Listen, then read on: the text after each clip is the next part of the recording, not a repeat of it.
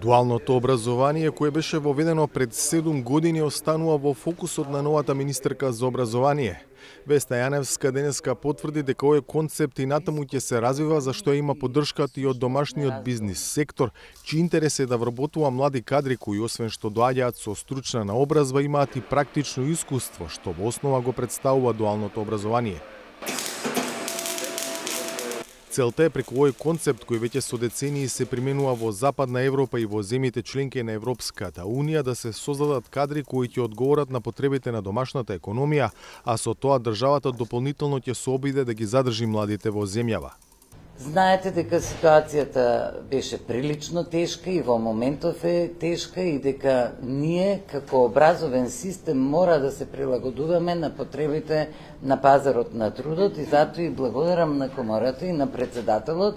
за развивање на учењето преку пракса, односно на бројните дуални паралелки кои ги остваривме со бројни компании во кои комората играше клучна улога за да ни обезбеди можности на учениците за кои пазарот на труд има потреба, но и тие како единки имаат желба да го изучуваат, да стекнуваат компетенции и вештини онаму каде што сакаат, каде што државата има потреба и каде што државата после тоа ќе им понуди и вработување на младите луѓе да останат во сопствената земја. Според податоците на Министерството, програмата на дуално образование се спроведува во 8 училишта во земјава. Со неа се опфатени околу 450 ученици, а повеќе од 15 компании, домашни и странски, се дел од проектот, што значи дека овозможуваат услови за учениците во пракса да ги усовршуваат знаењата потребни за војнина.